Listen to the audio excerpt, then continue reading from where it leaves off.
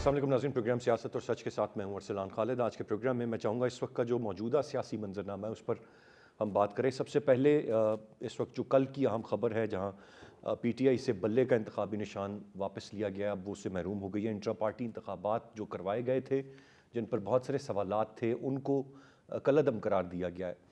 और इस हवाले से अब पाकिस्तान तहरीक इंसाफ ने पेशावर हाई कोर्ट से भी रुजू करने का फ़ैसला किया है, लेकिन उन्हें अभी तक तफसीली फ़ैसला इस मामले का नहीं मिला जिसके वो इंतज़ार में है। लेकिन आज हमने देखा कि पाकिस्तान तहरीक इंसाफ के वकील पेशावर हाई कोर्ट पहुँच गए। उनका ये मानना है कि उनको ये उनके साथ ये निशान वापस लेना बड़ी ज़्यादती होगी, लेकिन जो दूसरी बात सामने आ रही है कि ये पहला मौका नहीं है कि किसी से उसका इंतखाबी निशान लिया गया हो, किसी जमात से। माजी में भी ऐसा होता रहा है, लेकिन जो इंट्रा पार्टी इंतखाबात थे उन पर जो सवालात थे और उनको गैर आइनी करार दिया गया है कि ये दुरुस्त अंदाज में इंतखाबात नहीं हुए। सवाल यहाँ पर यह भी उठता है कि बाकी जमातों के इंट्रा पार्टी इंतखाबात पर भी इसी तरह की चीज़ें और सवालात उठते हैं, तो क्या यहाँ पर एक मखसूस सियासी जमात के साथ ही सिर्फ ज़्यादती की जा रही है या उन्हें निशाना बनाया जा रहा है? दूसरी जानिब कल के दिन में हमने देखा कि हमें सुप्रीम कोर्ट ऑफ पाकिस्तान की जानिब से एक तो लेवल प्लेइंग फील्ड देने की बात की गई, पाकिस्तान तहरीक इंसाफ को उनके साथ ज़्यादती न करने की बात की गई। दूसरी जानिब साइफ़र केस में इमरान खान साहब और शाह महमूद कुरैशी साहब की ज़मानत भी मंजूर हुई, और उन्हें मासूम इमरान खान साहब को ख़ास तौर पर जो एक लफ्ज़ इस्तेमाल किया गया, उन्हें मासूम करार दिया गया, जिस पर जो उनके नाक़दीन हैं उनकी जानिब से बड़ी तनकीद सामने आ रही है कि पहले उन्हें लाडला कहा गया, अब उन्हें मासूम करार दिया जा रहा है। लेकिन कल के दिन ही में जब हमने ये दो चीज़ें देखी और हमें ये तासुर मिला कि शायद कुछ चीज़ें पाकिस्तान तहरीक इंसाफ के लिए बेहतर हों या किसी तरीके से वो इंतखाबात में हिस्सा ले सकें, तो अब अपने इंतखाबी निशान से ही वो महरूम हो गए हैं। तो ये इस वक्त की एक पूरी की पूरी सिचुएशन है जो चल रही है, और सवाल यही उठ रहा है कि 8 फरवरी को होने वाले इंतखाबात में क्या सब के लिए लेवल प्लेइंग फील्ड होगी, और बिलखसूस जो हम चीज़ें देख रहे हैं कि कागजात नामजदगी अगर कोई जमा कराने जाता है उसकी गिरफ्तारी हो जाती है, छुप के लोग अपने कागजात नामजदगी पाकिस्तान तहरीक इंसाफ के लोग जमा करा रहे हैं, तो एक तासुर ये नहीं उभर रहा कि फ्री एंड फेयर तमाम तर चीज़ें होंगी या एक लेवल प्लेइंग फील्ड अब भी मौजूद है। मैं चाहूँगा इस पर आज के प्रोग्राम में हम तफसील से बात करें। इसके साथ साथ जो एक और अहम मामला वो हमने कल के दिन में देखा, मुख्तलिफ़ ख़बरें आईं कि इस्तेहकाम पाकिस्तान पार्टी और पाकिस्तान मुस्लिम यूनियन की सीट एडजस्टमेंट की बातें, और उसमें भी ये कहा गया कि शायद कुछ ज़्यादा इस्तेहकाम पाकिस्तान पार्टी मांग रही है, जिसके लिए पाकिस्तान मुस्लिम लीग नून तैयार नहीं है। और फिर कल कागजात नामजदगी जमा कराने का आखिरी रोज़ होगा, 2 दिन की तौसीह की गई थी, और अब उसके बाद हम देखेंगे कि मैं किस हद तक इलेक्शन कैंपेन्स और चीज़ें नज़र आती हैं, क्योंकि जो मौजूदा सूरत हाल है इसमें ऐसा लग नहीं रहा कि कोई इलेक्शन का समा हो, हलकों में कोई गहमा गहमी हो, या अब तक इलेक्शन शेड्यूल आ जाने के बाद भी कोई ख़ास एक्टिविटी स्टार्ट हुई हो। ना हमें उस तरीके की एक्सटेंसिव कैंपेन की अब तक कोई ख़बरें मिल रही हैं, छोटे मोटे जलसे इधर उधर ज़रूर जारी हैं, लेकिन कोई एक्सटेंसिव कैंपेन अभी तक उस तरह से लॉन्च नहीं हुई। जब इतने कम रोज़ बाकी हैं इलेक्शंस में, तो फिर एक सवाल उठता है और फिर बार बार ये बात की जाती है कि इंतखाबात वक्त पर हैं या नहीं हैं। मैं चाहूँगा प्रोग्राम के पहले 2 सेगमेंट्स पे हमें सारी सूरत हाल पर बात करें, और फिर आगे बढ़कर लास्ट सेगमेंट हमारा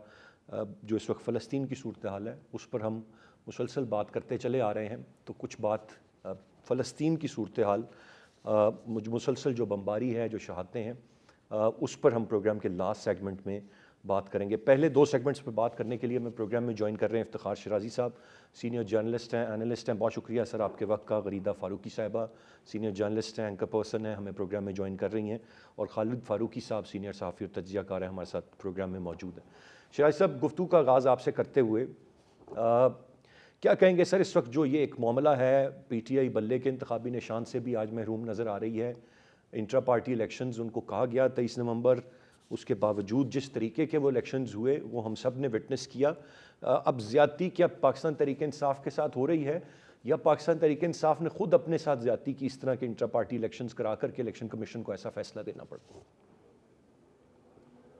मेरा ख्याल में जो हम ये सवाल करते हैं अपने आप से या फिर इस तरह के प्रोग्राम्स में, एक तो लेवल प्लेइंग फील्ड का, दूसरा ये है कि इस वक्त जो तहरीक इंसाफ के साथ जो कुछ हो रहा है, मेरे ख्याल में इन सवालों का हमें जवाब भी मालूम है कि ना तो लेवल प्लेइंग फील्ड का इस वक्त कोई सूरत हाल हमें देखने को मिल रही है, और रह गया मामला इंट्रा पार्टी इलेक्शन में नीम मेख निकालने का, جی تو وہ جو اس کیس میں درخواست گزار تھے اکبر اسبابر صاحب، خود وہ فرماتے ہیں کہ صرف تحریک انصاف نہیں بلکہ جو دیگر جماعتوں کے انتخابات اس طرح کے ہوئے ان کے اوپر بھی بہت بڑے سوالات ہیں، لیکن کیا ہے کہ الیکشن کمیشن کو صرف یہی مقصود ہے کہ اس وقت ایک جماعت کے جو زیر عتاب ہے اس کے معاملات کی بڑی زبردست طریقے سے چھان بین کرنی ہے۔ ارسلان، آپ کو بھی اور ہمیں بھی یہ دیکھا ہے ہم نے کہ اس ملک میں کبھی بھی ایسا نہیں ہوا کہ الیکشن کمیشن کے سامنے کوئی کیس گیا ہو اور اس کیس کے اندر دو طرح کے فیصلے آئے ہوں۔ میں بات کر رہا ہوں توشہ خانہ کیس جو عمران خان صاحب کے خلاف چلا، وہاں پہ جی گویا کہ ایک فیصلے میں تو انہوں نے ان کو 5 سال کے لیے ڈسکوالیفائی کر دیا، اور ساتھ میں انہوں نے کہا کہ وفاقی حکومت ان کے خلاف ایک فوجداری مقدمہ بھی قائم کرے۔ گویا کہ اس سے پہلے الیکشن کمیشن سے ایسے فیصلوں کی کوئی نظیر نہیں ملتی۔ تو اس کے بعد ایک سیریز آف ایونٹس ہے جس سے یہ تاثر تقویت پکڑ رہا ہے کہ الیکشن کمیشن اس وقت ایک سیاسی جماعت کے خلاف بطور پارٹی بیہیو کر رہا ہے۔ وہ ادارہ کہ جس کا بنیادی طور پہ کام ملک کے اندر الیکشن کے انعقاد کو یقینی بنانا اور اس کے اندر شفافیت کو میک شور کرنا ہے، وہ کسی ایک سیاسی جماعت کے گرد اپنی ساری توانائیاں خرچ کر رہا ہے۔ اور میں سمجھتا ہوں کہ جو انٹر پارٹی الیکشن ہوئے اور اس کے بعد جو درخواست آئی، جی کیا تحریک انصاف کے وکلاء کے ان آرگومنٹس کو سنا گیا کہ جو شخص اس وقت درخواست لے کے آ رہا ہے وہ بنیادی طور پہ ایکٹیو کارکن نہیں ہے، رجسٹرڈ کارکن ہی نہیں ہے تحریک انصاف کا؟ اس کے بعد جب پارٹی الیکشن ہو رہے تھے تو کیا انہوں نے نامینیشن پیپر کو جمع کرانے کی، فارم حاصل کرنے کی کوئی کوشش کی اور ان کو منع کیا گیا؟ ایسا بھی کچھ نہیں تھا۔ جی اور اس کے بعد جو 40 سوالوں پر مشتمل سوال نامہ رکھا گیا تحریک انصاف کے وکلاء کے سامنے الیکشن کمیشن کی جانب سے، اس میں جو کچھ سوال تو ایسے تھے کہ جو ایک مخالف پارٹی تو کر سکتی ہے لیکن بطور الیکشن کمیشن ایک جو اتھارٹی ہے وہ یہ سوال نہیں کر سکتی تھی۔ اور جب اس پہ علی ظفر صاحب جو وکیل ہیں تحریک انصاف کے، اگر آپ اس سماعت میں موجود ہوتے تو ان کی جانب سے جب کہا گیا کہ آپ تو اس کیس میں پارٹی نہیں ہے، آپ تو ایک عدالت ہے، اور آپ کی جانب سے یہ سوال نامہ ہمارے سامنے آنا بڑا ہی تعجب اس پہ ہو رہا ہے، تو یہ ممبران کے پاس اس کا کوئی جواب نہیں تھا۔ تو میرا خیال ہے فلاں اس میں تحریک انصاف کی جو ضابطے کی خلاف ورزیاں چھوٹی موٹی ہیں وہ اپنی طرف جن کو نظر انداز کیا جا سکتا تھا، کیونکہ پاکستان رائٹ شرائع صاحب، نظر انداز کیا جا سکتا تھا، باقی جماعتوں کے الیکشنز کی بھی بات ہے لیکن اس طرح سے نظر انداز کیا نہیں جا رہا۔ بظاہر ایک تاثر یہی ہے کہ شاید ان کے لیے کوئی معافی نہیں ہے۔ لیکن میں آگے بڑھتے ہوئے غریدہ آپ سے جاننا چاہوں گا، آپ کیسے دیکھ رہی ہیں اس سارے معاملے کو؟ ناٹ ٹو فرگیٹ، ٹھیک ہے اگر ہم اور سیاسی جماعتوں کی بات کریں، ان کے انٹرا پارٹی الیکشنز کی بات کریں، لیکن نوئنگ دا فیکٹ کہ اگر چیزیں اس وقت آلریڈی تھیں ساری کی ساری پاکستان تحریک انصاف کے حوالے سے، تو وہ بہتر انداز میں فری اینڈ فیئر اپنے انٹرا پارٹی الیکشنز کراتے۔ اور آپ کو یاد ہوگا کہ جسٹس وجی صاحب کا بھی معاملہ، اور ہمیشہ سے یہ سوالات اٹھتے آئے ہیں، تو پھر ایسے میں ایک پریسیڈنٹ سیٹ کرنا بھی کیا آج الیکشن کمیشن کے لیے ضروری تھا کہ بھئی اگر آپ نہیں کرا سکتے فری اینڈ فیئر الیکشنز تو یہ ایکشنز ہیں جو آپ کے اگینسٹ ہوں گے؟ دیکھیے، پاکستان تحریک انصاف کے لیے ظاہر ہے ایک بہت بڑا دھچکا ہے الیکشن کے نزدیک، اور وہ سیاسی جماعت جس کو الیکشن کی تیاری کرنی تھی، جو عام انتخابات کی تیاری کرنا چاہ رہی تھی، وہ اب اپنے پارٹی کے انتخابات کے حوالے سے معاملات میں الجھ کے رہ گئی ہے۔ لیکن اس میں پی ٹی آئی دوش کسی اور کو نہیں دے سکی، کیونکہ کچھ حقائق میں آپ کے سامنے رکھنا چاہ رہی ہوں۔ ایک تو پاکستان تحریک انصاف کے انٹرا پارٹی الیکشنز ڈیو تھے 13 جون 2021 کو، جو کہ نہیں کروائے گئے۔ تو یعنی کہ 13 جون 2021 سے ہی ٹیکنیکلی پاکستان تحریک انصاف کے جتنے بھی آفس بیرر تھے they ceased to exist, including the chairman جو کہ اس وقت عمران خان تھے۔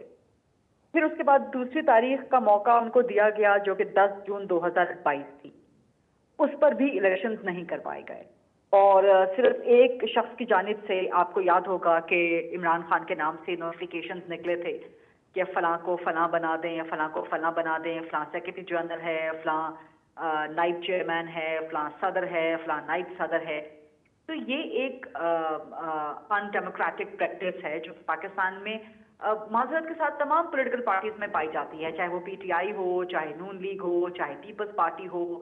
ایم کیو ایم آپ دیکھ لیں، الطاف حسین کے بغیر ایم کیو ایم کا تصور بھی کوئی نہیں تھا، کچھ نہیں تھا، اور وہی ہوا، الطاف حسین مائنس ہوئے تو ایم کیو ایم تتر بتر ہو گئی، وہ آج تک اپنے آپ کو سنبھالتے پھر رہے ہیں۔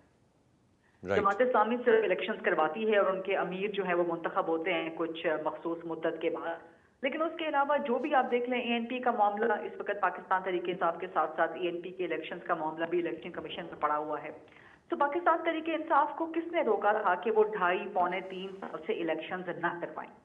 اور جس طرح سے الیکشنز ہوئے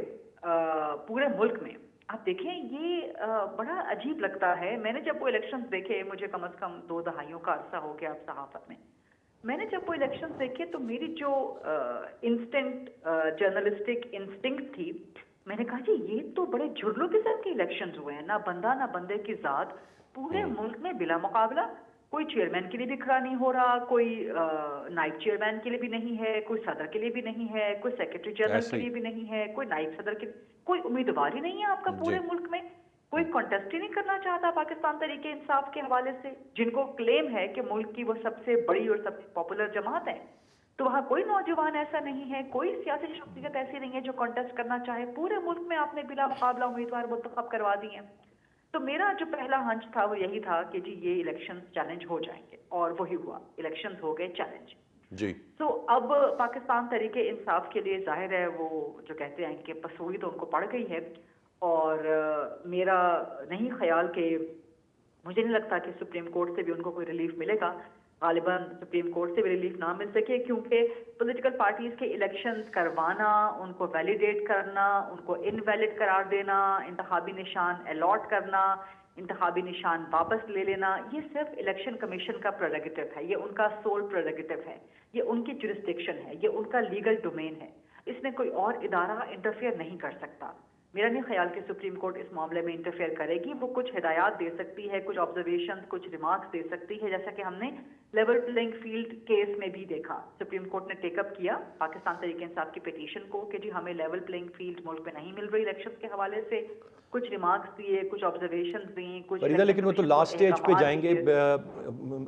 ابھی تو ہائی کورٹ گئے ہیں، لاسٹ اسٹیج پہ سپریم کورٹ تک جائیں گے، ابھی تو پشاور ہائی کورٹ سے رجوع کرنے کا فیصلہ کر رہے ہیں، تو وہاں سے شاید انہیں کچھ مل جائے، بٹ یو نیور نو کہ انہیں پشاور ہائی کورٹ سے بھی کچھ مل جائے۔ نہیں، پاکستان تحریک انصاف نے اناؤنس کر دیا ہے کہ منگل کو وہ سپریم کورٹ جائیں گے، سو جو بھی عدالت ہو، پشاور ہائی کورٹ جائیں چاہے سپریم کورٹ جائیں، میرا نہیں خیال کہ عدالتیں اس میں انٹرفیئر کریں گی، کیونکہ میں نے جیسے پہلے گزارش کی کہ یہ سول پریروگیٹو ہے، یہ جورسڈکشن ہے، یہ ڈومین ہے الیکشن کمیشن آف پاکستان کا۔ کوئی عدالت تو الاٹ نہیں کر سکتی نا، کوئی عدالت تو نہیں کہہ سکتی کہ جی پاکستان تحریک انصاف کو بلے کا نشان ہم الاٹ کر رہے ہیں، عدالت تو نہیں کرے گی نا، رائٹ، بالکل، عدالت تو یہ کام تو دائرہ اختیار تو الیکشن کمیشن کا ہے، جو کہ ایک آزاد آئینی ادارہ ہے۔ تو میں گزارش آپ سے وہی کر رہی تھی کہ لیول پلینگ فیلڈ کیس میں بھی آپ دیکھیں کہ سپریم کورٹ کو احساس تھا کہ یہ معاملہ، یہ جورسڈکشن الیکشن کمیشن کی ہے، ایٹ دا اینڈ انہوں نے معاملہ الیکشن کمیشن کو ریفر کیا، پی ٹی آئی کو بھی کہا کہ جی آپ ای سی پی سے ملاقات کریں اور وہاں پہ اپنے تحفظات بتائیں۔ تو یہاں پر بھی چاہے ہائی کورٹ میں جائیں چاہے سپریم کورٹ میں جانا ہو، جیسا کہ پی ٹی آئی نے اناؤنس کیا ہے کہ منگل کو وہ جا رہے ہیں سپریم کورٹ، تو یہ معاملہ میرا خیال ہے کہ الٹیمیٹلی ای سی پی کو ہی واپس ریفر کیا جائے گا، اور ای سی پی ہی اس میں لاسٹ اینڈ فائنل اتھارٹی ہے، جو کہ کسی بھی پولیٹیکل پارٹی کے الیکشنز کو ویلیڈیٹ یا انویلڈ یا ان کے انتخابی نشان الاٹ کرنا، نہ الاٹ کرنا، یہ سب چیزیں ان کے حوالے ہیں۔ بالکل غریدہ، یہ آپ نے درست کہا، پریروگیٹو تو انہی کا ہی ہے اور معاملہ ریفر انہی کے پاس ہی ہوگا، بٹ ایز آف ناؤ اپنے بلے کے نشان سے یہ محروم ہیں، انٹرا پارٹی انتخابات کالعدم ہیں۔ میں خالد فاروقی صاحب آپ سے جاننا چاہوں گا، آپ کیسے دیکھ رہے ہیں اس پوری کی پوری صورتحال کو؟ یہ جو کچھ ہوا، جس طرح سے انٹرا پارٹی الیکشنز ہوئے، پھر یہ ای سی پی کی طرف سے معاملہ، کل کی اسٹیٹمنٹ جو تھی، جو ہم نے سپریم کورٹ سے دیکھا کہ انہوں نے کہا کہ لیول پلینگ فیلڈ دی جائے، ان کے لوگوں کے ساتھ زیادتی نہ کی جائے، لیکن صرف اتنا ہی کہا جا سکتا ہے۔ اب فائنلی تو جس طرح بھی غریدہ بھی کہہ رہی تھی، یہ الیکشن کمیشن آف پاکستان نے ہی دیکھنا ہے کہ وہ کیا کرتے ہیں کیا نہیں کرتے۔ پر جو اقدامات نظر آ رہے ہیں اس پہ تو مجھے پی ٹی آئی کے لیے مشکلات ہو سکتی، کیونکہ ان کے کاغذات نامزدگی داخل کرتے وقت جو ان کے لیے پرابلمز ہیں ان کے امیدواروں کے لیے، وہ خاصی زیادہ ہیں بنسبت دوسرے لوگوں کے۔ اس کی ایک وجہ بڑی یہ ہے کہ جو کئی لوگ ایسے ہیں جو کہ پولیس کو مطلوب ہیں، جب پولیس کو مطلوب لوگ کاغذات نامزدگی جمع کروانے کے لیے جائیں گے تو ظاہر ہے کہ پولیس ان کو وہاں اریسٹ کرنے کی کوشش کرے گی. 9 مئی کے واقعات میں اب کتنے لوگ ہیں, کن کن کے نام ہیں, یہ ہمارے سامنے پوری لسٹ ابھی تک نہیں آ سکی, اور اس لسٹ میں کبھی اضافہ ہو جاتا ہے, کبھی کمی ہو جاتی ہے. مطلب یہ ہے کہ پی ٹی آئی کے لیے وہ ماحول واقعتاً نہیں ہے جو دوسری پولیٹیکل پارٹیز کے لیے ہے, اور کسی دوسری پولیٹیکل پارٹی پہ 9 مئی کے الزامات بھی نہیں ہیں. یہ ہمارے سامنے, یہ بات بھی بالکل ہمیں اپنے سامنے رکھنی چاہیے. جہاں تک الیکشن کمیشن کا تعلق ہے انتخابی نشان کا, اصلا دیکھیے اس میں تو پی ٹی آئی کا واقعتاً, میں غریدہ کی اس بات سے متفق ہوں کہ پی ٹی آئی کو کس نے روکا تھا کہ آپ 2 سال تک اپنے جو ہے انٹرا پارٹی الیکشن نہ کروائیں. جب وہ انٹرا پارٹی الیکشن میں نہیں گئے اور مسلسل نہیں گئے, اور ان کو پتا تھا کہ انہیں کسی عدالت میں چیک نہیں کیا جائے گا, ان کو الیکشن کمیشن نہیں روک سکتا, انہیں پوچھ نہیں سکتا. آپ کو یاد ہونا چاہیے کہ بانی جو پی ٹی آئی ہیں وہ کبھی کسی کورٹ کے سامنے پیش نہیں ہوتے تھے, عدالتیں ان کا انتظار کرتی تھی, 15-15 10 گھنٹے ویٹ کرنا پڑتا تھا عدالتوں کو, صبح سے لے کے رات ہو جاتی تھی, اور پتہ یہ چلتا تھا کہ وہ ابھی تک کورٹ میں پہنچنے والے ہیں, پہنچ جائیں گے. وہ بیسیکلی اسی اپنے موڈ میں رہے, اسی ماحول میں رہے. ان کا یہ خیال تھا کہ ہم جیسے پہلے اپنے باتیں منوا لیتے تھے آج بھی منوا لیں گے. الیکشن کمیشن کے اس فیصلے میں سکم تلاش کرنا بہت مشکل ہوگا, یہ آپ مان لیجئے.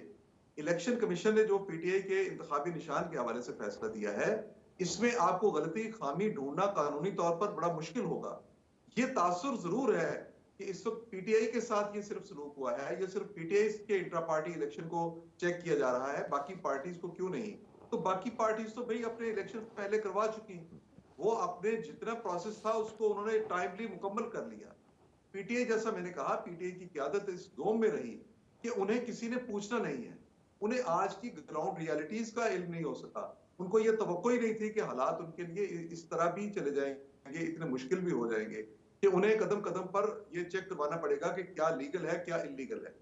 سو آج جو صورتحال ہے وہ یہ ہے کہ پی ٹی آئی کے اپنے انٹرا پارٹی الیکشنز, یہ سب کو ماننا چاہیے, اور پی ٹی آئی خود تسلیم کرتی ہے اس بات کو کہ نامینیشنز ہوئیں, یک طرفہ ہوئیں, اور صرف ایک دکھلاوے کے الیکشن ہوئے. اس سے بہتر یہ تھا کہ پی ٹی آئی اپنے یہ موقف لے کے جاتی کہ ہمارے پاس ٹائم اس وقت نہیں ہے, ہم فوری طور پہ انٹرا پارٹی الیکشن نہیں کروا سکتے. اس معاملے کو الیکشن کمیشن کے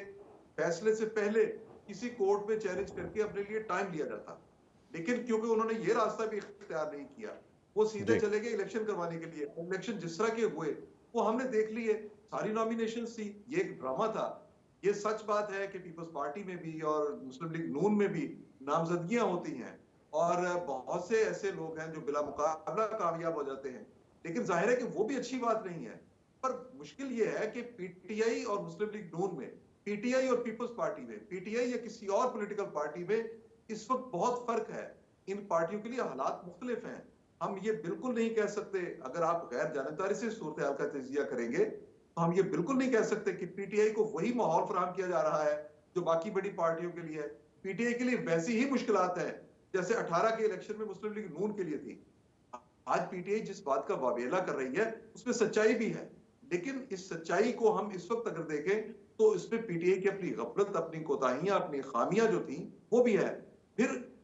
بات یہ ہے کہ پی ٹی آئی اگر کسی اور پولیٹیکل پارٹی کو ساتھ ملا کے کہیں ایک پولیٹیکل پریشر کریٹ کر سکتی ہو, وہ بھی نہیں ہے ممکن. کوئی ایک پولیٹیکل پارٹی اس وقت آپ پورے پاکستان میں دیکھ لیں, کوئی ایک پولیٹیکل پارٹی ایسی نہیں ہے جو کہ پی ٹی آئی کو اس کے سٹینس میں کہیں سپورٹ کرتی ہو. وجہ اس کی صرف یہ ہے کہ پی ٹی آئی کی قیادت اپنا ایک یک طرفہ موقف رکھتی ہے. ایک, وہ صرف اپنے آپ کو پاکستان میں ایک بڑی پولیٹیکل پارٹی سمجھتے ہیں, وہ اس زون میں بلکہ بڑی حد تک ایک تکبر کا شکار ہے اور رہے ہیں. آج پھر ان کو یہ خیال ہے کہ ان کی پاپولیرٹی بہت ہے, سروے کروائے جاتے ہیں, سوشل میڈیا کو استعمال کیا جاتا ہے, جس کی وجہ سے وہ یہ سمجھتے ہیں کہ الیکشن تو وہ جیت چکے. لیکن میں یہ سمجھتا ہوں کہ جتنی مشکلات آج ان کو بلہ نشان مل بھی گیا اگر واپس,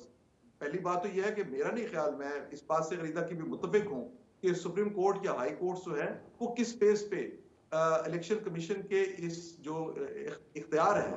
اس کو کس بیس پہ چیلنج کریں گے. کیا الیکشن کمیشن نے غلط گراؤنڈز پہ پی ٹی آئی کو ان سے بلہ نشان واپس لیا ہے؟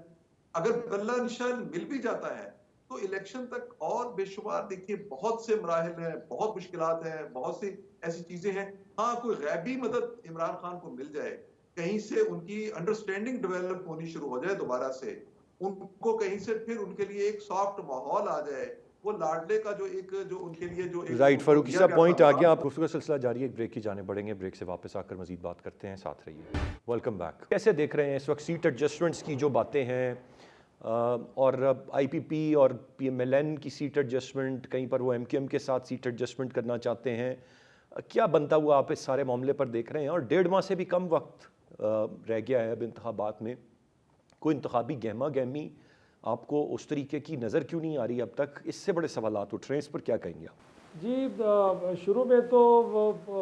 मुस्लिम लीग नून को ये शायद लग रहा था कि अब उनके लिए काफ़ी माहौल साजगार है, और जिस तरह की बॉडी लैंग्वेज हमने मियां नवाज शरीफ साहब की और गुफ्तगू बाकी लोगों की सुनी, यहाँ तक कि अता तारड़ साहब ने यहाँ तक ये भी कह दिया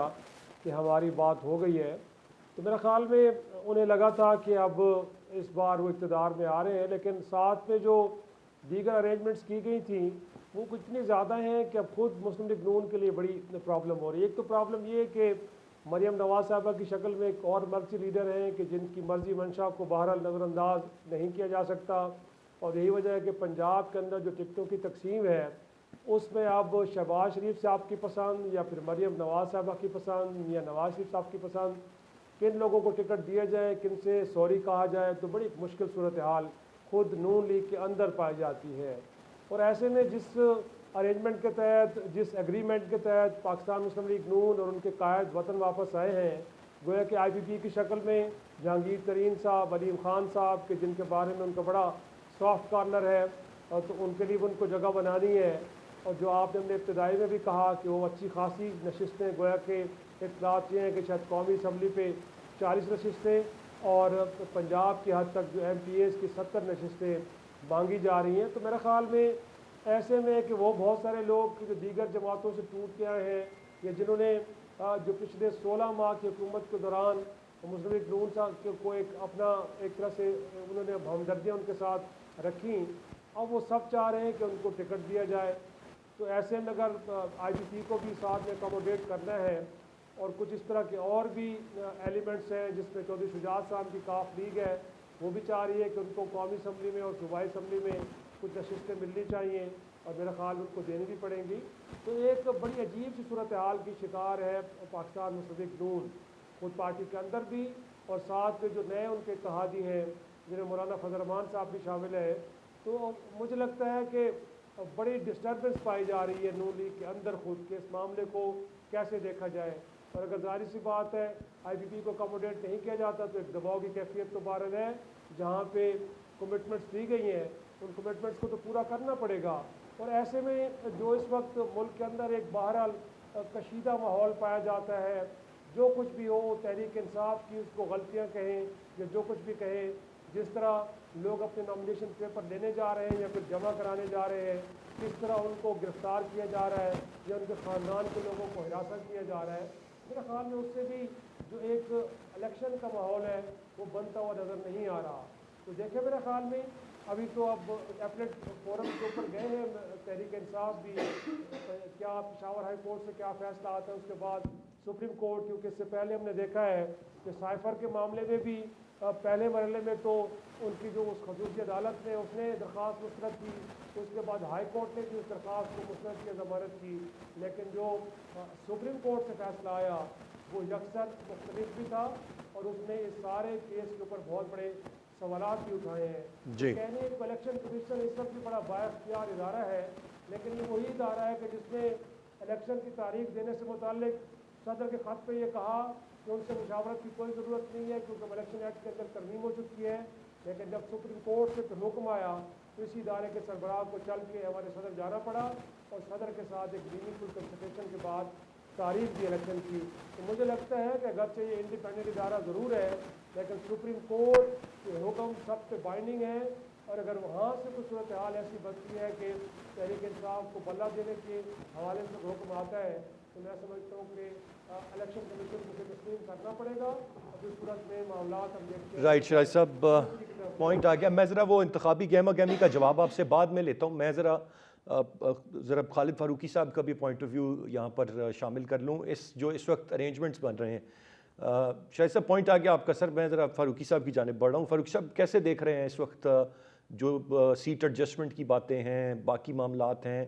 کوئی گلہ کر رہا ہے کہ کوئی لاڈلا ہے، کوئی گلہ کر رہا ہے کوئی لاڈلا ہے. ابھی کل عمران خان صاحب کے حوالے سے لگے وہ جیل سے باہر نہیں آ رہے، 2 کیسز میں اندر ہیں، لیکن صرف ایک معصوم کا لفظ استعمال کرنے پر اس پہ بات چیت شروع کر دی پی ایم ایل این نے کہ جی پہلے لاڈلا اب انہیں معصوم کیوں کہا ہے. پھر ان کی باقی قیادت کہہ رہی ہے کہ ہم اظہار کرنا چاہتے ہیں اپنے خیالات کا اس فیصلے پر. مطلب ابھی مکمل ریلیف ان کو نہیں ملا ہے. ایک کیس میں صرف ان کی ضمانت منظور ہوئی ہے، 2 بڑے اسٹرانگ کیسز میں ابھی تک وہ جیل میں ہیں، لیکن فوراً یہ اظہار شروع ہو جاتا ہے. کیسے دیکھ رہے ہیں اسے آپ؟ دیکھیے یہ تو ارسلان عدالتوں کو انڈر پریشر کرنے کی ایک کوشش ہے. اگر عدالتیں کسی جگہ پہ فیئر بات کرتی ہیں اور یقینی طور پہ عدالتوں کو ایسا ہی کرنا چاہیے،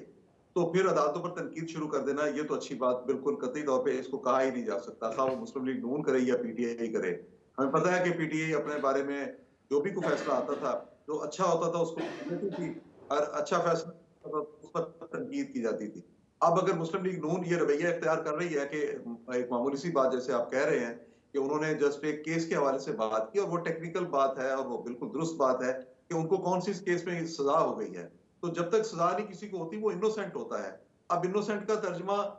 ہمارے یہاں معصوم کر کے اس کا ایک اور جذباتی سا معنی نکالا جائے تو اور اس پہ عدالتوں کو کریٹیسائز کیا جائے تو یہ تو بالکل مناسب رویہ نہیں ہوگا. باقی رہی بات سیٹ ایڈجسٹمنٹ کی، تو یہ سیٹ ایڈجسٹمنٹ اب مسلم لیگ کے گلے پڑ گئی ہے، اس لیے کہ پنجاب جو ہے، پنجاب طاقت کا مرکز ہے پاکستان کی سیاست میں، اور پنجاب میں دیکھیے مسلم لیگ نون کو میرا نہیں خیال یا کسی بھی پولیٹیکل پارٹی کو اتنی بڑی اکثریت ملے گی کہ وہ اکیلے سارا سسٹم سنبھال سکے، پنجاب میں بھی اور مرکز میں بھی. یہ جو کچھ بھی پاکستان میں اس وقت پالیٹکس ہو رہی ہے یہ بڑی انتظامی سیاست ہے. اس کے پیچھے پوری کی پوری ایک کاوش ہوتی ہے، اس کے پورا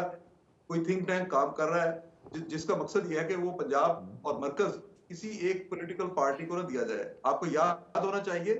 کہ ایک وقت تھا جب پیپلز پارٹی کے حوالے سے یہ پالیسی طے ہو گئی تھی کہ پیپلز پارٹی کو سندھ کے ساتھ پنجاب نہیں ملے گا اگر اس کی مرکز میں حکومت بنتی ہے، تو پیپلز پارٹی کو کبھی بھی پنجاب نہ مل سکا. اب یہ صورتحال اگر مسلم لیگ نون کے حوالے سے آتی ہے، کیونکہ مسلم لیگ نون کی قیادت جو ہے اس کا بھی آپ کو پتا ہے کہ ماضی ایسا رہا جس میں اس کی اسٹیبلشمنٹ سے ٹکراؤ رہا اور کئی جگہ پہ اختلافات پیدا ہوئے. آج بھی نواز شریف صاحب جس طرح کی گفتگو کر رہے ہیں، جو ان کا لہجہ ہے، جو ان کی جتنے وہ ایگریسو ہیں، اس میں وہ ججز کے حوالے سے خواہ وہ ریٹائرڈ ججز ہیں، اس میں وہ جرنیلوں کے حوالے سے خواہ وہ ریٹائرڈ جرنیل ہیں، ان کے بارے میں ان کی تلخی کم نہیں ہو سکی بلکہ ہر روز بڑھتی جاتی ہے. اور جب بھی وہ گفتگو کرتے ہیں ان کی پارٹی کے باقی لوگ بھی اس پہ تھوڑے سے پریشان ہو جاتے ہیں. سو یہ ایک چیز ایسی ہے جو مسلم لیگ نون کے لیے پریشانی کا باعث بنے گی اور بن رہی ہے. یہاں پہ استحکام پارٹی جس طرح بنی، جو لیڈرشپ اس میں گئی، وہ یقینی طور پہ الیکٹیبلز کی پارٹی ہے، اور اب الیکٹیبلز جو ہیں وہ اپنی اپنی سیٹیں تو مانگیں گے، وہ مسلم لیگ نون ان کو دینا چاہے یا نہ دینا چاہے. اگر انہوں نے اپنی سیٹیں نہیں مانگنی تو انہوں نے سیاست کہاں سے کرنی ہے؟ جی اب یہ الگ بات ہے کہ وہ زیادہ مانگ رہے ہیں یا کم مانگ رہے ہیں. اب ساؤتھ پنجاب میں نون لیگ کے پاس کیا ہے؟ وہاں پہ کیا نون لیگ بہت مضبوط ہے؟ ان کو بہرحال اگر انہوں نے استحکام پارٹی کو ساتھ لے کے چلنا ہے، اور محض الیکشن میں نہیں بلکہ الیکشن کے نتائج آنے کے بعد اگر مسلم لیگ نون نے کوئی ایسی سیاست کرنی ہے جو قومی نوعیت کی ہو، جس میں بڑی پارٹیاں دوسری بھی شامل ہوں، تو انہیں استحکام پارٹی کے ساتھ چلنا پڑے گا. بہتر تو یہ تھا میرے اپنے خیال کے مطابق کہ اگر پیپلز پارٹی اور مسلم لیگ نون جو کہ ایک مخلوط حکومت میں تھیں، وہ ان انتخابات کے لیے بھی اپنا ایک الائنس بناتی اور سیٹ ایڈجسٹمنٹ کی جاتی، تو میرے خیال میں مسلم لیگ نون کے لیے زیادہ اچھی پوزیشن تھی کہ پیپلز پارٹی نے کم سیٹوں پر اکتفا کر جانا تھا، اور ان کا جو باقی پارٹیوں کے ساتھ جو کلیش ہے جہاں پہ ان کے اپنے مضبوط امیدوار ہیں، مسلم لیگ نون وہاں سے اپنے امیدوار لے آتی. لیکن اب ظاہر ہے جو مطالبہ سامنے سے آ رہا ہے، اگر نون لیگ اس کو تسلیم کر لے تو وہ تو اسمبلی میں اپنی اکثریت پہلے ہی ختم کر بیٹھے گی، پھر اس نے حکومت کیسے بنانی ہے؟ اور پھر نون لیگ کے لیے ایک اور بڑا پرابلم یہ ہے کہ ان کی سندھ میں کوئی بھی پولیٹیکل ایکٹیویٹی نہیں ہے، انٹیریئر میں بالکل نہیں ہے، جی اور کراچی میں دیکھیے وہاں ایم کیو ایم ان کو ایک سیٹ دینے کے لیے تیار ہوئی ہے. بلوچستان میں الیکٹیبلز کچھ ملے ہیں، لیکن وہ الیکٹیبلز صرف ان کی بنیاد پر وہ بلوچستان کا الیکشن نہیں جیت سکیں گے. کے پی میں بھی حالات بہت مشکل ہیں، اور وہاں دیکھیے پی ٹی آئی بھی ہے، پنجاب میں بھی پی ٹی آئی ہے. پی ٹی آئی کے لوگ آزاد حیثیت میں آئے یا ان کو پارٹی کا نشان ملے،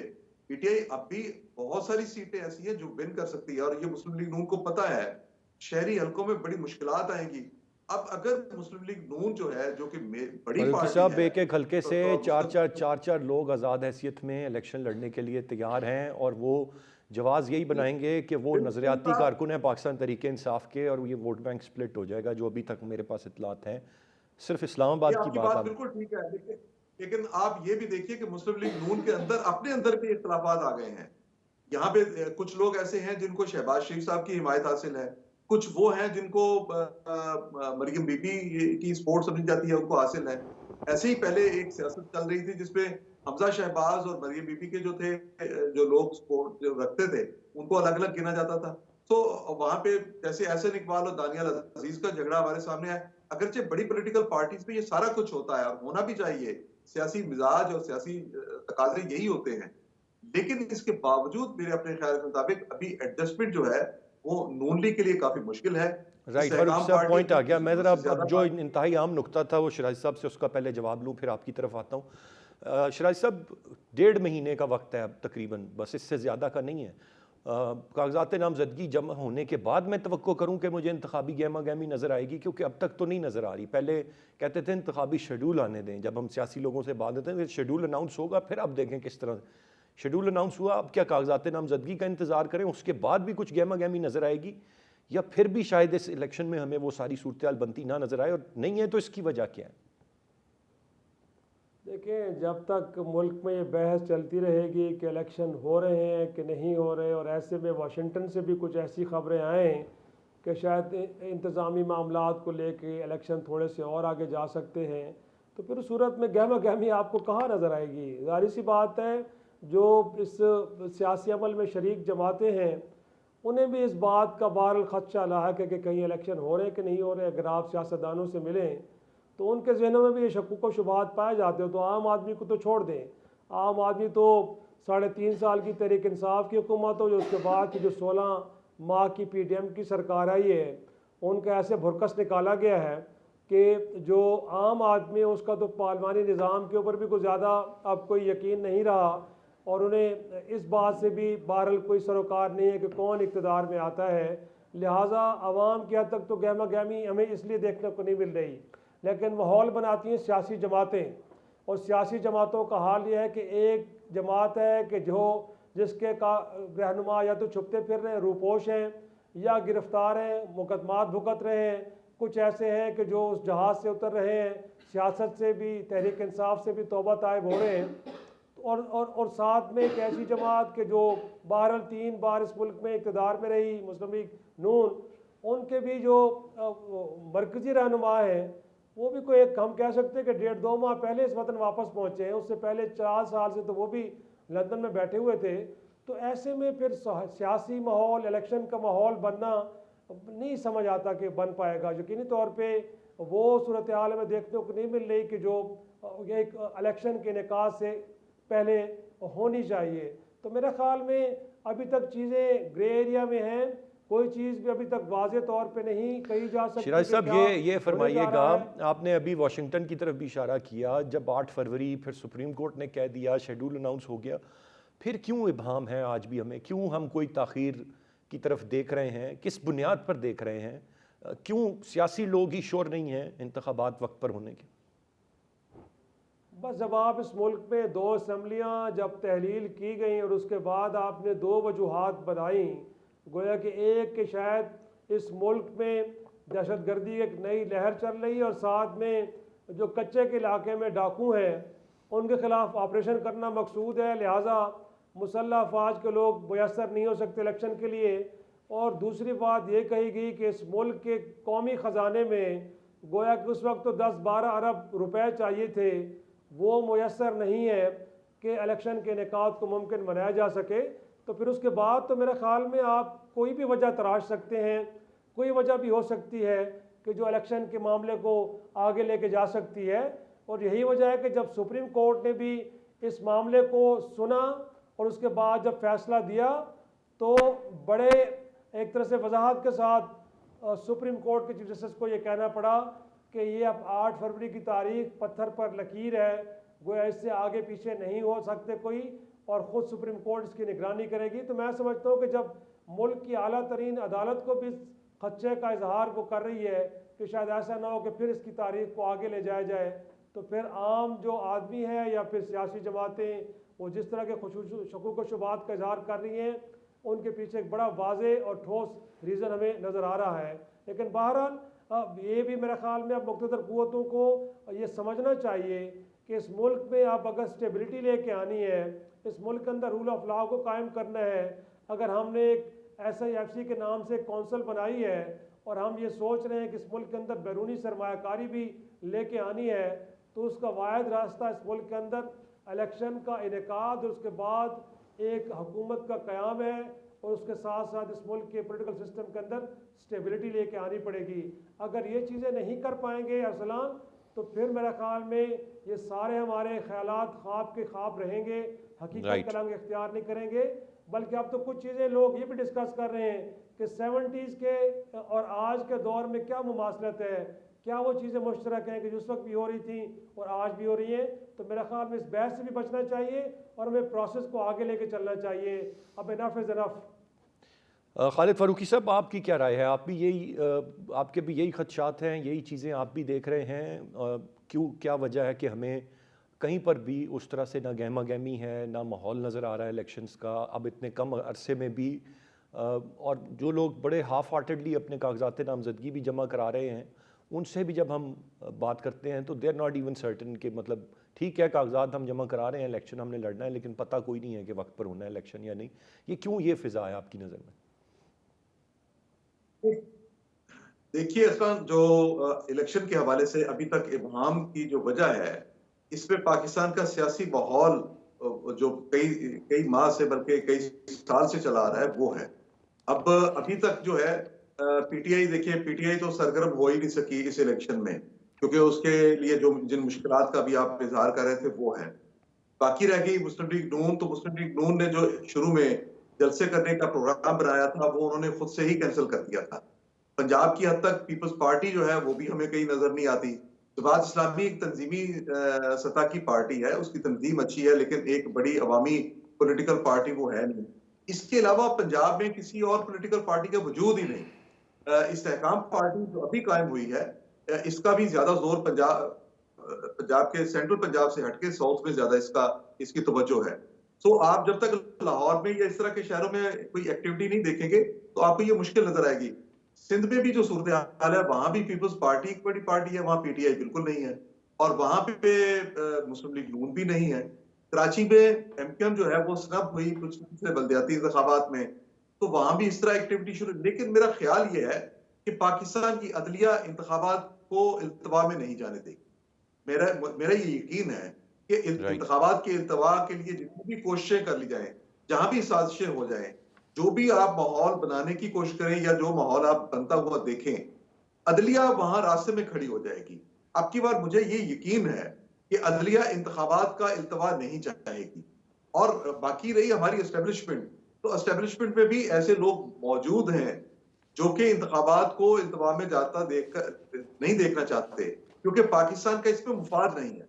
जब तक पाकिस्तान में इंतखाबात नहीं होते, एक इलेक्टेड हुकूमत नहीं आती, ये तो मैं मान लेता हूं कि पाकिस्तान में माजी में भी बड़े इंतखाबात जितने भी हुए, पिछले 2018 के इंतखाबात की आप बात कर लें, तो उनको मुकम्मल तौर पर गैर मुतनाज़ नहीं कहा जा सकता था, क्योंकि उसमें नून लीग के लिए मुश्किलात थी। अब जो इंतखाबात होंगे ये भी गैर मुतनाज़ नहीं होंगे, इनके नताइज पर सवालिया निशान उठ खड़े होंगे। लेकिन इसके बावजूद ये है कि ये इंतखाबात जो है उसके बाद जो पार्टी जो भी इलेक्टेड हुकूमत बनेगी उसकी बर्थ होगी, इंटरनेशनली भी, रीजन में भी और मुल्क के अंदर भी, वही बड़े फैसले कर सकेगी। एस्टेब्लिशमेंट किसी पॉलिटिकल पार्टी और पॉलिटिकल सेटअप के बगैर अपने आप को तनहा खुद भी महसूस करती है। या तो होता है कि एस्टेब्लिशमेंट खुद से आ जाए,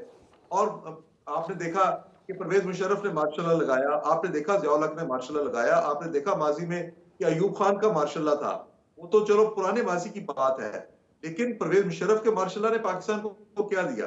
गैर जमहूरी गैर सियासी निजाम जो है वो मुल्क को तारीकी की तरफ ले जाता है, वो मुल्क को पीछे ले जाता है। अब एस्टेब्लिशमेंट इस बात को समझ चुकी है कि पाकिस्तान में उनको एक सियासी स्टेक होल्डर चाहिए।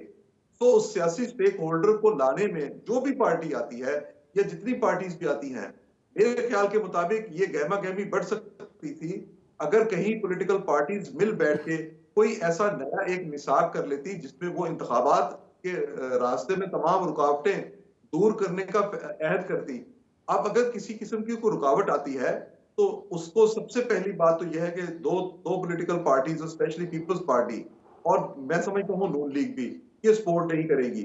ہاں رائٹ پی ٹی آئی کا معاملہ ڈیفرنٹ ہے, پی ٹی آئی کی پاپولیرٹی ہے, لیکن اس کے باوجود اگر انہیں یہ معلوم ہو کہ الیکشن کی صورت میں صرف اور صرف ان کے سیاسی مخالفین نے ہی آنا ہے تو شاید ہو سکتا ہے کہ پی ٹی آئی کے اندر موجود ایک ایلیمنٹ یہ چاہے کہ اس سے بہتر ہے الیکشن ہی نہ ہو اور دوسری کوئی ایسی قوت ہو جو کہ کم ان کے لیے نقصان دہ ہو سیاسی طور پہ. رائٹ. لیکن خالد مجھے فرش پھر صاحب بھی آپ کا تمام پوائنٹ آ گیا. اثرات کے بہت باوجود شکریہ ادا کرنا چاہوں میں بہت شکریہ ادا کرنا چاہوں گا اپنے دونوں معزز مہمانوں کا. اس وقت یقیناً ایک غیر یقینی صورتحال ہے. ہم الیکشنز کی جانب کہنے کو تو بڑھ رہے ہیں لیکن بہت سارے ابہام کے ساتھ بڑھ رہے ہیں. لیول پلینگ فیلڈ, کون کہاں پر ہوگا, کس طرح سے اپنی انتخابی کیمپین کرے گا, کتنے فری اینڈ فیئر الیکشنز ہوں گے, یہ تمام تر سوالات ہیں جن کے جواب واضح طور پر آج بھی موجود نہیں ہیں. امید کرتے ہیں کہ کلیئرٹی آئے, بر وقت انتخابات ہوں, درست انتخابات ہوں اور جس کو عوام منتخب کریں وہ اقتدار سنبھال کے ملک کو استحکام کی طرف لائے. بریک کی جانب ہم بڑھیں گے جی. بریک سے واپس آ کر ہم بات کریں گے اس وقت جو اسرائیل اور غزہ کے درمیان معاملہ ہے, جو مختلف مقامات پر بمباری ہے, آئے روز ہمیں سینکڑوں کی تعداد میں شہادتوں کی خبریں مل رہی ہیں, امدادی کارروائیوں پر ایک سوالیہ نشان ہے. اس ساری صورتحال پر بات کریں گے, بریک کے بعد ساتھ رہیے. جی ویلکم بیک. بات کریں گے کچھ اس وقت جو غزہ کی صورتحال ہے. سلامتی کونسل کی قرارداد کے باوجود ہم دیکھ رہے ہیں کہ اسرائیلی فضائیہ کی غزہ پر بمباری جو ہے وہ جاری ہے. مزید ہمیں 100 سے زائد فلسطینی شہید ہونے کی اطلاعات ہیں. امدادی کارروائیوں پر اب تک ایک سوالیہ نشان ہے کہ گو کہ بمباری کی جا رہی ہے لیکن امدادی کارروائیوں میں جس طریقے کی تیزی آنی چاہیے یا جس طریقے سے بر وقت امدادی کارروائیاں ہونی چاہیے وہ ہم دیکھ رہے ہیں کہ اب بھی ممکن نہیں ہو پا رہا. مسلسل بات کرتے آ رہے ہیں غزہ کی صورتحال پر, آج بھی کچھ اسی حوالے سے بات کریں گے. بات کرنے کے لیے ہمیں جوائن کر رہے ہیں پروگرام میں ظفر ہلالی صاحب, ماہر ہیں بین الاقوامی امور کے, سینئر تجزیہ کار ہیں. بہت شکریہ آپ کے وقت کا. بریگیڈیئر ریٹائرڈ فاروق حمید صاحب, دفاعی تجزیہ کار ہیں, ہمیں پروگرام میں جوائن کر رہے ہیں. ظفر ہلالی صاحب کیا کہیں گے اس وقت مختلف قراردادیں یا اگر ہم اقوام متحدہ کے حوالے سے بات کریں اس کے اپنے 136 اراکین کے مارے جانے کی وہ بات کر رہے ہیں, پھر سلامتی کونسل کی قرارداد ہے, یہ تمام تر چیزیں, کوئی بھی چیز اس وقت جو اسرائیل کرنا چاہ رہا ہے, جو مسلسل بمباری اور جو شہادتیں ہیں ان کا سلسلہ نہیں رک رہا اور کوئی چیز اس کو روک نہیں پا رہی. کیا آنے والے وقت میں بھی ہم توقع کر سکتے ہیں کہ کچھ روک پائے گا یا چیزیں بدل پائیں گی یا یہ اسی طرح سے سلسلہ جاری رہے گا؟ دیکھیے بات اصل یہ ہے کہ یہ یونائٹڈ نیشنز جو ہے یہ بنا کیوں تھا؟ یہ اس لیے بنا تھا کہ اگر ایک ملک پوری دنیا کی بات نہ مانے تو یونائٹڈ نیشنز کے پاس اتھارٹی تھا کہ وہ اس ملک کو سمجھائیں اور اگر وہ نہ سمجھ جائیں تو فائنلی یوز فورس, کہ آپ طاقت سے ان کو سمجھائیں. اس لیے تو سیکیورٹی کاؤنسل ہے, اس لیے تو, اور ویٹو جو ہو رہا ہے سیکیورٹی کاؤنسل کا وہ صرف ایک ملک کر رہا ہے, امریکہ. اگر برٹن بھی جو امریکہ کے ساتھ ہے انہوں نے بھی ایبسٹین کیا ہے, انہوں نے ویٹو نہیں کیا جی, مگر فورس استعمال کرنا ہوگا, نہیں تو ہر روز 100 200 300 لوگ مر رہے ہیں اور اسرائیل تیار نہیں ہے. اور اس لیے وہ تیار نہیں ہے کہ امریکہ تیار نہیں ہے, بائیڈن صاحب تیار نہیں ہے. دیکھیے بائیڈن نے کہا ہے کہ آئی ایم اے زائنسٹ. زائنسٹ کا مطلب وہ ہے جو نتنیاہو ہے کہ وہ سپیریورٹی آف دا جو ہے. وہ کہتا ہے, کھلا کہتا ہے, I am a زائنسٹ, I am a Christian زائنسٹ. میں مانتا ہوں کہ ان لوگوں کو یہ تو اگر وہ, اور مگر وہ کیوں کہہ رہا ہے نہ پتہ نہیں وہ زائنسٹ ہے کہ نہیں, وہ اس لیے کہہ رہا ہے کہ الیکشنز آ رہے ہیں اور ایک جوئش لابی جو ہے وہ ڈیسائیڈ کرے گی اس الیکشنز کو. وہ ہر الیکشنز کو ڈیسائیڈ یا میٹیریلی افیکٹ کر سکتا ہے, اگر وہ فیصلہ نہ کر سکے تو میٹیریلی افیکٹ کر سکتا ہے. تو اگر یہ سب باتیں نہ ہوتے تو اب تک ان کو سمجھاتا اور اب تک ان کو کہتا. اب دیکھیے بات اس سے بھی آگے چلے گئی ہے. اب یہ 2 اسٹیٹ سولوشن بھی کافی نہیں ہے. اس لیے کہ یہ 2 اسٹیٹ جو سولوشن جو ہونا تھا وہ اب 2 اسٹیٹس نہیں ہو سکتا. اسرائیل چاہتا ہے کہ سب فلسطینیوں کو نکال دے ویسٹ بینک سے اور غازہ سے, اور وہ جا رہے ہیں, وہ نکلیں گے, وہ مر رہے ہیں. 21 ہزار تو مار دیا ہے انہوں نے. اور جدھر ان کو وہ کہتے ہیں کہ تم لوگ جاؤ بچنے کے لیے ہماری بمباری سے, جدھر وہ جاتے ادھر ہی آ کے بمباری کرتے اور کہتے ہیں ادھر سے نکلو کسی اور جگہ جاؤ, اور جدھر وہ جاتے ادھر پھر ان کو بمباری کرتے. اچھا ہلالی صاحب, آپ نے ابھی فرمایا یوز آف فورس کی تو بات بالکل, اور آپ نے کہا نہیں ہو رہی کچھ اس طرح کیونکہ امریکہ نہیں چاہتا. یہ تو ہم شاید توقع, مطلب ہونا تو آئیڈیلی چاہیے لیکن توقع نہیں کر رہے کہ اس طرح کی کوئی چیز آئندہ بھی ہو. لیکن کچھ جنگ کے بھی اصول ہوتے ہیں, اور اگر کوئی امداد یا امدادی کارروائیاں ہیں یا امدادی سامان ہے, اس کے حوالے سے بھی اتنی شدید مشکلات پیدا کرنا اور اس پر بھی پوری دنیا کی خاموشی, اس پر کیا کہیں گے سر؟ نہیں دیکھیے, یہ جو ہو رہا ہے تو یہ تو country to the laws of war ہے. یہ وہ کرائمس ہے, لوگوں کو پیاسے مارنا, ہسپتالوں کو بم کرنا, مگر ان کو فکر نہیں ہے. دیکھیے اگر امریکہ ان کو بم نہیں دیتا, اگر امریکہ ان کو اپنی ہوائی جہاز نہیں دیتا, یہ کس سے لڑتے؟ اور کون سا ملک ہے, کون سا عرب ملک ہے جو اس وقت تیار ہے ان سے لڑنے کے لیے, جو ایک کمپلیکیٹنگ فیکٹر ہو سکتا ہے؟ یمن کو بھول جائے, وہ تو ادھر پانی, سی سیپریٹس دیم. مگر آپ سے میں یہ کہہ رہا ہوں کہ یہ ایک وقت تھا جو امریکہ اگر ان کو کہتا مان جاؤ سیز فائر, اور جب تک تم نہیں مانو گے تمہارے کو بم نہیں ملیں گے, ہتھیار نہیں ملیں گے, ہماری امداد نہیں ملیں گے, وہ کچھ نہیں کر سکتے. آپ درست کہہ رہے ہیں, ابھی تو بم بیچے ہیں امریکہ نے اسی جنگ کے دوران دوبارہ سے اسرائیل کو. میں بریگیڈ صاحب کی رائے ذرا لے لوں. بریگیڈ صاحب, how do you see the situation? کیا it's only U S to be blamed? پوری دنیا کا قصور ہے, ایک خاموشی ہے, یوز آف فورس کی تو کوئی بات ہی نہ کرے, اتنا ہی کوئی زور لگا کے کہہ دے کہ بھائی خدا را کو جنگ کے جو اصول ہیں ان پر ہی قائم رہیں, ان پر ہی برقرار رہیں, آپ بچوں کو نہ ماریں, خواتین کو نہ ماریں, آپ امدادی کارروائیاں ہونے دیں, اسپتال چلنے دیں, خوراک پہنچنے دیں, یہ کہنے سے بھی دنیا آ رہی ہے سر. بسم اللہ الرحمن الرحیم, بہت شکریہ. پہلے تو میں آپ کو اور آپ کے چینل کو کی گریٹنس کی تعریف کرنا چاہ رہا ہوں, ان دا سینس کہ پورا پاکستانی میڈیا جو ہے شاید وہ تو فلسطین کو, غزہ کو بھول ہی گیا ہے, اور ظاہری بات ہے بہت کم ہم سنتے ہیں کیونکہ ہم خود اپنے پاکستان کے انٹرنل معاملات میں اتنے انوالو ہو چکے ہیں کہ فلسطین جو ہے وہ کافی دور ہے. اور تو پہلے کافی پاکستان میں ایک سینٹیمنٹ تھا جو چل رہا تھا, سینٹیمنٹ تو قائم ہے, لوگوں کے دلوں میں قائم ہے. لیکن بہرحال دیکھیے بات یہ ہے کہ اس وقت اگر ہم نے کسی ملک کو سلام کرنا ہے تو وہ یمن کا ملک ہے. ان کی وہ جو ہوتی قوم ہے ان کو سلام کرنا ہے, یمن کی مسلح افواج کو سلام کرنا ہے کہ وہ ایک واحد عرب ملک اگر آپ ان کو کہیں تو جو کہ اوپنلی جنہوں نے اسرائیلیز کے خلاف کارروائی کی ہے, جتنی ان کی طاقت میں ہے, جتنی ان کی کیپیبلٹیز میں ہے, ان کے کئی جہاز انہوں نے ڈبوئے ہیں ریڈ سی کے اندر, اور مجبور کر دیا ہے کہ امریکہ جو ہے وہ کہے جناب ہم اپنے شپ وہاں پہ بحری جہاز بھیجتے ہیں, وار شپس بھیجتے ہیں, جن کے جوائن کرنے میں اٹلی نے, اسپین نے, سب نے, برطانیہ نے انکار کر دیا. بٹ ہیونگ سیڈ دیٹ, میں یہ سمجھتا ہوں کہ international law, international norms, human rights, civil rights, humanitarian معاملات, وہ تو سارے ملٹی پلائی بائی زیرو ہو گئے. اور یہ یونائٹڈ نیشن تو مور آف کیا اس کو بولتے ہیں, اس کو بند ہی کر دیں تو بہتر ہے. کشمیر کے معاملے میں بھی وہ کچھ نہیں کر سکا, وہاں پہ جو جینوسائیڈ ہوتا رہا کچھ نہیں کیا لوگوں نے. صرف وجہ یہ ہے کہ اسرائیلیز کو پوری سپورٹ حاصل ہے ویسٹ کی, ویسٹرن نیشن کی, خاص کر امریکہ کی, برطانیہ کی, فرانس کی, یہ تمام ممالک جو ہیں وہ سپورٹ کریں, ان کے اپنے ویسٹرن انٹرسٹ ہیں. اور زیادہ شرم کا مقام میں سمجھتا ہوں وہ عرب ممالک کا ہے. عرب ممالک کے پاس جو اتنی بڑی بڑی افواج ہیں, اتنی بڑی ایئر فورس ہیں, نیویز ہیں, وہ خاص کر میں ایجپٹ کی بات کر رہا ہوں, ٹھیک ہے نا جی. آپ مجھے یہ بتائیں, and even for that matter Turkey, وہ ان کی بس یہی ہے, ہیومینیٹیرین پاز کی بات کی, وہ چلے 2 دن کا پہلے ہو گیا, 3 دن کا, پھر کوئی 3-4 دن کا سیز فائر ہوا کہ پرزنرز ایکسچینج ہو جائیں گے, وہ انہوں نے کر دیا. لیکن other than a little bit of rescue या relief add for the Palestinian जो जख्मी हुए, तो उसके अलावा तो उन लोगों ने कुछ नहीं किया। मैं समझता हूँ अरब इसराइली वॉर जो 1973 की थी, उसकी स्पिरिट यही थी कि इन्होंने इसराइल की जो मिथ है ऑफ इनविंसिबिलिटी उसको तोड़ा इजिप्ट ने और बाकी ममालिक ने बड़ी, और इसराइल को शिकस्त हुई, सिनाई जो है वापस लिया गया। लेकिन अब उनके इतने मफादात हैं